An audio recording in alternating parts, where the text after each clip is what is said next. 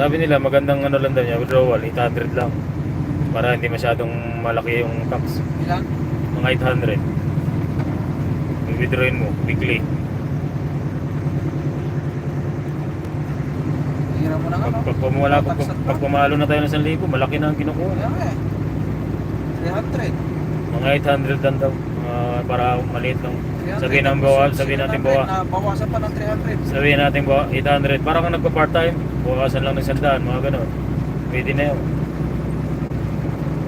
Porsyentuhan ng tax dito eh. Kaya nga. Yung bracket. Malaki ang sahod, malaki ang tax. Oo, ganun ang ano nila dyan. Kaya yung saktuhan lang dito, halimbawa solo ka, pag umabot na ng 3,000 miles, malaki-laki na yan. Mga magandang miles mo dyan, ayan, mga sabihin natin. Pwede na yung 3,000 na yan. 3,000 miles, 500 day, per day. Sabihin mo 500 or 700. Kasi sabihin natin tumatakbo ka ng 5 or 6 na araw, sa linggo. Magandang takbuhan na yan.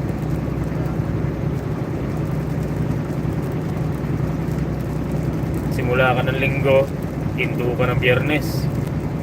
Mga ganun lang ang takbuhan eh. Hindi naman permis araw-araw, tumatakbo ka ng 1,000. Hindi naman na ano eh.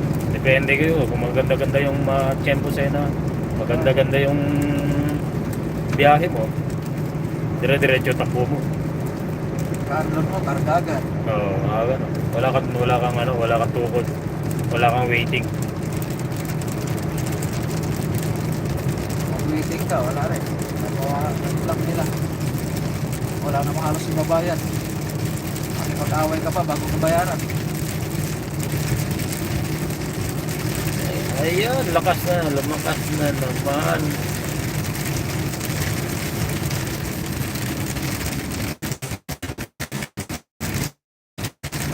Basa na naman tayo nito.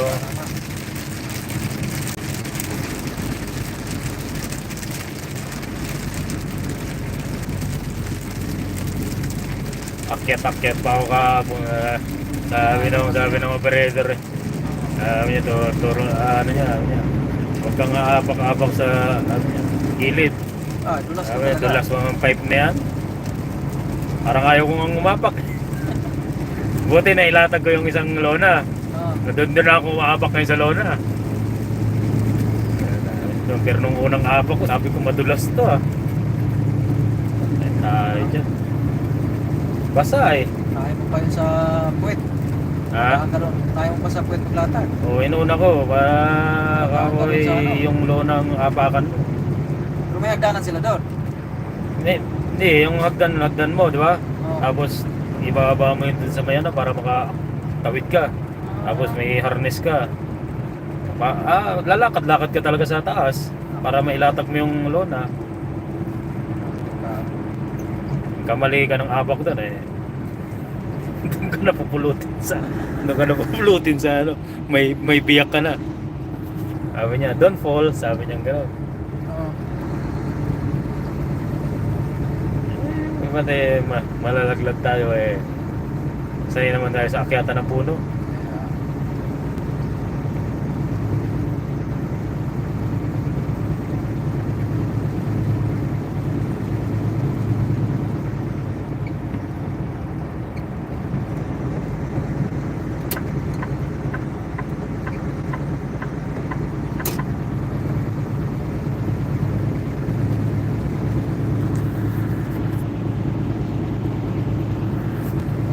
Yes, may naka-save na.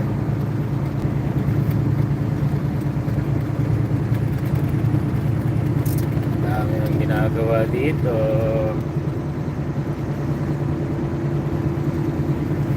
Traffic rin dito paghapon.